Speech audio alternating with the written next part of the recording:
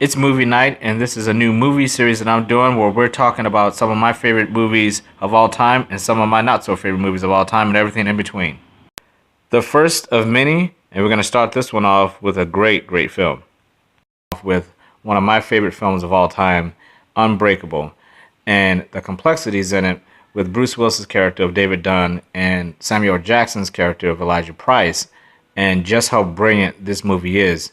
Starting first and foremost, this is a spoiler-filled video, so if you have not seen Unbreakable, believe me, it is an M. Night Shyamalan directed film, and as we know, before he got into being basically M. Night Shyamalan with some of his movies, even though he's bounced back with Split, which we will talk about in this video, there are major spoilers ahead, and he's known for his twists, and I will be talking about the twist right off the bat. So I'm going to give you a few seconds here to step away before we continue with this commentary. Again, spoilers, major spoilers, and this is definitely a film you want to go into without hearing anything about it. Just watch it raw without anything. I would say watch the trailer, maybe a short trailer, but go into it without having any expectations. You'll love it. So let's get right into it. The spoiler, obviously, in this movie is that this is actually a graphic novel / comic book movie that basically hides itself within its own world. But at the end of the movie, you clearly see, as the reveal, that this is a comic book movie.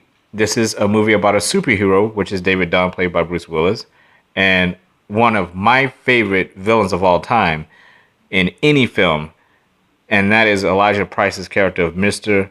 Glass. And I say Elijah Price because Elijah Price, his alter ego, is he's Mr. Glass, meaning he has the ability of basically getting hurt every time he does something as simple as pick up a pencil. If he drops it the wrong way, if he goes to pick it up, he can break his finger. If he sits down too fast, he can break his hips. If he bends over too fast, he can break his back. If the car stops too fast, he can break his neck. This guy he is literally, the opening sequence of this guy as a kid just sets up the world so well, and the tone of this, because you're automatically like, oh my God, what the fuck is wrong with this guy? You know, how is he going to get through life with something like this? I mean, when he's born with just bones shattered. It's just amazing, just that concept alone. But then you put the other side into it, and that's David Dunn, who gets into this really bad crash. There's a train crash, and everybody's dead except him. He's fine. He doesn't even have a mark. He hasn't even broken a sweat.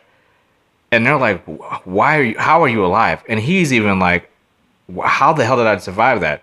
And you come to find out that he's going through his whole life, and he realizes, I've never even been sick. It finally just hits him. I don't have a clue how I've gone through life, and I have never been hurt. He's never been hurt a day in his life. And he's got a kid. His son is trying to figure. All these people are trying to figure out their places. But most importantly, after that accident with David Dunn, they're trying to figure out what the hell is going on with this guy. And one of my favorite scenes in the movie is when he goes and he's working out and he's lifting weights, and his son's out there, and his son is looking at him lifting these weights. And obviously, Bruce Willis' character is not a young character in this movie. There's no way he should be able to lift this amount of weight. And he keeps telling his son, let's add more weight, until eventually he ends up putting on all the weights. The barbell is literally bending, and he adds fucking paint cans to the sides of it, and he lifts them and does a rep with him and pulls him back down, and he sits up again, hasn't broken a sweat, he's fine. And his son is just sitting over there with his jaw dropped. Now, and then you go back to the other side of it, Elijah Price. He's got a lot of things going on in his life. He's trying to figure out his place, but one of the things he's trying to figure out is that he knows, if I'm this broken down, if I can't do anything without being hurt, there has to be somebody out there who is the complete opposite of me. And this guy is going on a lifelong mission to find this person. And what's great about that is that he finds it. He finds David Dunn, and he thinks it's fate. It's fate that you didn't die on that train. It's fate that I was looking for you, and it's fate that I have found you. And of course, David Dunn thinks Elijah Price is a fucking psycho. And there's some instances where you see Elijah Price ends up getting hurt in this film, and it reiterates his desire to try to figure out both of their places, and he thinks that they're meant to be together. And Elijah Price is going to do whatever it takes to get David Dunn to realize he is Elijah Price's opposite. And there is something to that. One of the things that Elijah Price does is he loves comic books. He grew up reading all these stories about these villains and these heroes, and he knows that the story is not complete without having both sides of the equation, just like a yin and yang. He knows that the other guy is out there and he needs to go find him for whatever reason, and then things will work themselves out after he finds them. So he puts them through all these, David Dunn, through these situations. He's stalking him basically, and towards the end of the film, Bruce Willis ends up having to go out and do something very heroic. And the way that it builds up, M. Night Shyamalan, one of my favorite directors. I love Signs. I'm sure I would do a video on that at some point. The Sixth Sense, those, The Village. A lot of people don't like that movie. I love that movie. Those movies do such a good job of building up to the reveal, and the build up to David Dunn's heroic looking image of him in the raincoat. It's raining, how slow he moves, the imagery of how he opens up the door, just the lighting in the film, the way that M. Night Shyamalan frames each scene. They look like straight out of a comic book. The desaturated colors, the stillness of it, because obviously when you're reading a comic book, everything's still. His shots are just so still that every single shot is a fucking comic book image. It looks like somebody drew it perfectly. He just frames everything. So the pacing of it is just such, it's a masterpiece. I personally think Unbreakable is his favorite, is his best film. I mean, it's definitely my favorite of all his films. Signs is very close to me behind that, but this movie is a masterpiece. I can't find one single thing wrong with this film. It's just a masterpiece to me. And the payoff at the end of Elijah Price wins this battle, if you want to call it that, because he basically got what he wanted. He found his hero. And not only was David a hero and accomplishing, and I'm not giving away everything, so in case you just because you didn't care about the spoiler, I don't want to give away too much of the story, because again, you need to go watch the story. So I don't want to give away too much of what he did at the end. But just the fact that Elijah Price is basically saying, I'm Mr. Glass and I found my hero. And it's crazy because Bruce Willis' son is trying to find a hero in his dad. So it's just, he becomes a hero to so many different people at the end of the movie. And when the first time you watch it one way. The second time you watch it, just like The Sixth Sense and just like Signs, the second time you watch an M. Night Shyamalan movie in this type of filmmaking that he does, when you have these big twists, and when you go back and watch it, to me, it makes it better. When I watched it again, and I've seen this movie a billion times, so it's not like I just jumped on and just saw this movie. I have seen this movie a billion times. I just love it. I try to watch it as much as I can because it's just so much to soak up. And it imitates life so well. And one of the things about Mr. Glass, on a personal note, because he's broken and everything, one of the things that made me get back into this movie to begin with was that my son was born 4 months early. And when he was born, he was jet black, he was so bruised up. And then when he was in the NICU, once he did start on, and this is kind of graphic, once he did start lightening up, you could see straight through his skin. You can see everything in there. I mean, you can literally see his heart beating through his skin. He was that translucent because he was born so early.